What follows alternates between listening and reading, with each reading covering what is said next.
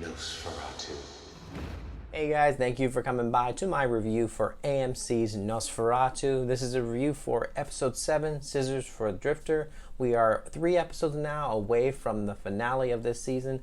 Tell me what you thought about tonight's episode, and don't forget, consider clicking on that subscribe button and that bell in order to hear any more notifications from me for any of my future content. So it seems that both our main characters, Charlie and Vic, are showing bits of disadvantages for each other.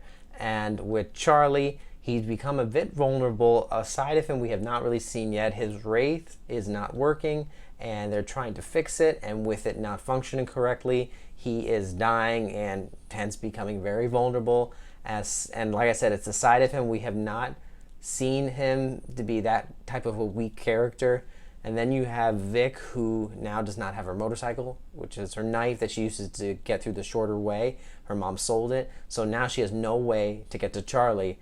And then you have Maggie, who's already been through a lot, getting hit by a car, and she has become kind of what Vic was in the early episodes, where she just didn't care, but she's off totally in another direction that I haven't even expected her to go.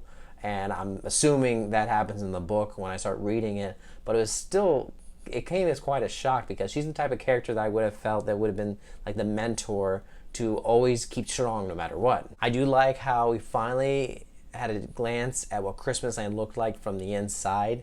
You get to see that towards the end of this episode, and the kids are really creepy, and they keep calling Vic throughout the episode, and she's the only one who can hear the phone ring, which was really eerie, and they're almost like taunting her. Now, I don't know if they're actually wanting her to come to Christmasland so they can devour her, because as you saw later on in the episode, the sheriff that was working with Maggie, he ends up being taken over there so the kids can pretty much feast on him. So I don't know if that's what they want from Vic, but I know Charlie's trying to stop Vic, so that could be a reason. But other than that, she's just going through a lot of drama with her dad, and she's telling him how he chose booze over her, and this is all during the time where they're trying to get another motorcycle for Vic, since now she doesn't have one. She's trying to find a way in order to get to the bridge to use in order to get to Charlie again. So for her, it's just more drama, and just her trying to figuring out what the next step to take is. And unfortunately, she can't get any help from Maggie, because Maggie's on a totally different path than what we would have expected. She's found on the bench by the sheriff that she was working with, pretty much lifeless. She has been knocked up on drugs, and she's not really communicating with him.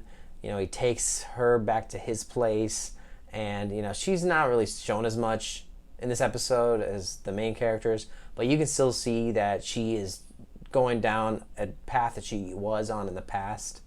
And I do like, though, when she finds the empty police car and he's not there anymore, the sheriff, and he's now in Christmasland.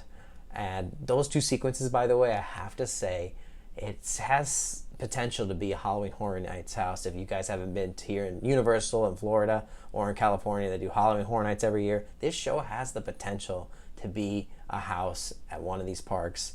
And especially with this episode where she finds the empty car, I could see that set piece happening with a candy cane and the note she finds, and with the whole Christmasland, like there'd be a whole bulk of the house that you walk into. But the set pieces was just something I really liked. But with Maggie, though, that's where she finds him. That's the last time we see her in this episode.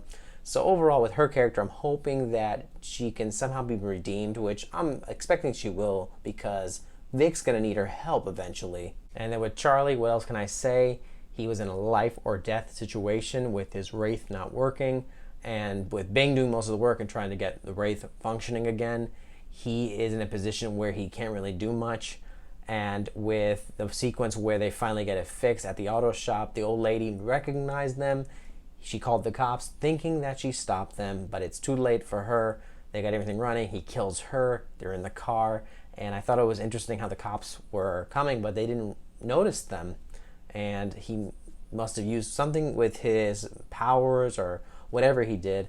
And Bing wonders, why don't they see us? And Charlie says it's not they don't see us, it's that they don't notice us. And you now see how dangerous of a person this man is to have this type of power. And Vic is definitely going to need all the help she can get.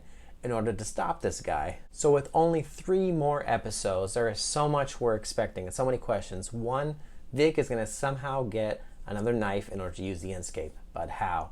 In order to stop Charlie.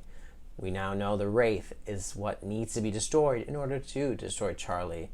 And with Christmas Land, somehow Vic is going to make it over there. I still haven't read the book all the way, so I don't know if this is going to happen all in this season or if they're going to renew it for another season. But there has to be some type of conclusion to one of these questions that I am wondering about. But one more time, tell me in the comments below, what did you think of tonight's episode and where do you think the season's going with only 3 more episodes left? Thank you guys so much for watching. Don't forget to give it a like if you like this review, and don't forget to subscribe to hear more reviews from me. You'll have a great day. I'll catch you later.